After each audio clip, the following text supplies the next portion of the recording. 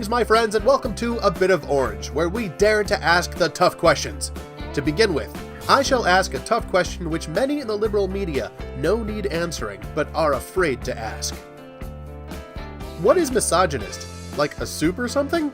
Because it sounds like some kind of soup, like you get as an appetizer at a Chinese restaurant. Yeah, let's start with some crab rangoon and a couple bowls of the Miso-Gynast soup. You have to say it Miso-Gynast. I imagine it being too salty and full of those mystery vegetables which Americans never buy for ourselves at the store. But I digress. Let's see what Google has to say. According to Google, a misogynist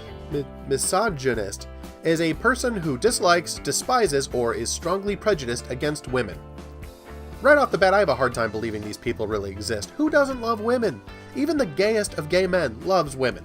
Now, certain women might grate on your nerves and make you swear you'd take a full African porcupine in the left nostril before you'd ever vote for her. But all women? That's like saying you hate all cupcakes. It's unfathomable.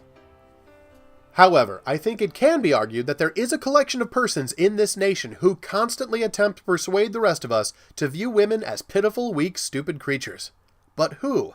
Who would spend their days and nights on social media and network TV trying to persuade the rest of us these hideous, heinous ideologies? I'll reveal that to you in dramatic as-seen on TV fashion. But first, let's talk about common North American ants. The carpenter ant and the leafcutter ant are both common North American ants that have the distinction of having legitimate and respectable jobs. Entomologists tell us that these two groups are often in conflict with each other, and as long as they've been crawling on God's green earth and in tunnels underneath it, the situation has been as follows. First, the carpenter ants are stronger physically than the leafcutters. Anytime they conflict, the leafcutters fare badly, and are afraid to walk down the sidewalk alone, especially at night, knowing full well what might happen to them. And they know full well that if they are attacked by carpenter ants, no one will even believe them when they report it to the ant authorities. Next, the carpenter ants seem to have full access to resources, and leafcutter ants never do. Even when both ants work at the same task for the same amount of time, the leafcutters always come away with nearly 30% less, and many of them are forced to take second jobs. Many of them are forced to work as fire ants in the backyard districts just to make ends meet. Of course, the reason carpenter ants are called that is because they have the ability to work with wood to make mathematically precise constructions, whereas leafcutters are intimidated by math, probably because of the boldness of their neighbors, and, as a result, have gone into leaf cutting, which is a much more arts and crafts profession, as insect work goes. Not that it isn't respectable, and it certainly requires its own level of skill, but entomologists all agree that the majority of woodworking at the ant level is dominated by the carpenter ants. According to a survey of top scientists, if leafcutters were human, they would have regular booths at the farmer's market selling dream catchers. Finally, the leaders of the carpenter ant colonies are always inflicting their will on the leafcutters. Anytime the leafcutters try to assert themselves to represent their own kind, the bigger and more math-confident carpenters roll right over them to keep them oppressed and afraid. Many of the leafcutters spend their weekends in sweatpants eating chocolate ice cream and crying. So while the carpenter ants tend to be bigger, stronger, more math-savvy, in control of resources and real estate, and even though the leafcutters are smaller, more often abused, intimidated, controlled, and rewarded with less for the same work, entomologists assure us that they are equal and ought to be thought of in this manner. Certainly there is no justification for any open-minded, thinking persons to speak of or treat these two species as different in any way. Only a bigot of the worst kind would ever assert some kind of superiority on behalf of the carpenter ants. And I think you get that we are telling you how you better feel if you want to avoid a severe, righteously indignant hashtagging all over your backside. At this point you may be thinking, what is he talking about? It's obvious he was thinking of miso soup. There's no Gynast in the name of any popular soup on Earth. If this is you, I would like you to think about the fact that I've just spent a couple of minutes here telling you about ants. Did you watch that part? Because that, my friends, was a cleverly constructed analogy. I wasn't really talking about ants at all. Are you surprised? Oh, no? Really? Oh, what gave it away? You know what? Never mind. Let me just get to the point I was making.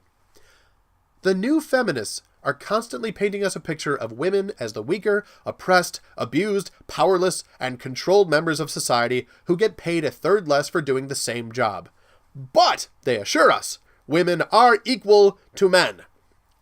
This is the point wherein I have to ask two central questions. Number one, How sad are the lives of these women that they think that all women experience life in this way? And number 2, equal how? I could go through their worldview and dismiss it with facts and whatnot, but instead I want to ask how you can paint two groups in conflict, wherein one is so clearly winning at every level because they are stronger, more educated, richer, more powerful, and in control of government, business, and culture, and yet somehow deny that the group who is winning is superior. When one group dominates the other in every way possible, saying that they're equal sounds like sarcasm. And here comes my main point. The new feminists are the new misogynists. They spend their time telling us that women are these weak, stupid, timid, powerless little victims who are controlled by men at every point in their lives, and then tag on, almost as an afterthought, that women are equal and should something something rights and something something vote for me / give me money and I'll fix things. Very honestly, I do not see how anyone can accept the new feminist narrative as true and still see women as equal to men in any aspect. Except that they're both carbon-based life forms which utilize oxygen in metabolic processes, although that trait is shared by most vermin such as roaches and millipedes, so it doesn't do much for their case.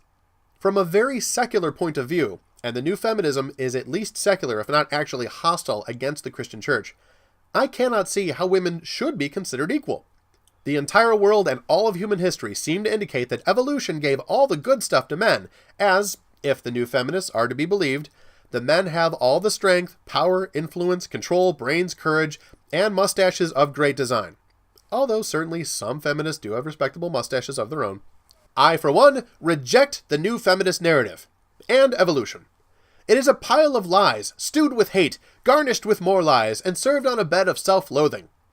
The correct view of the genders has to start with the creation of them in Genesis 1:27. So God created man in his own image. In the image of God, he created him. Male and female, he created them. Why are we equal? For many reasons to be sure, but our equality is founded on the fact that we are each made in the image of God. To be human is to be a child of God. There is no loftier foundation for equality, and none nearly as secure. So, whatever the statistics say about who can bench press the most, or who makes the most money, or who spends the most money, or anything else which you may use as a measure to see how very much we are alike or are not, the place where we all need to begin is with the understanding that we are all brothers and sisters made in the image of our loving God. I advise you all to reject the new feminist narrative which tells us that all women are weak victims and men are all strong victimizers, and let us see in each other the value God placed in us when he made us in his image. And then, let's all go out for some soup! # Jesus loves you!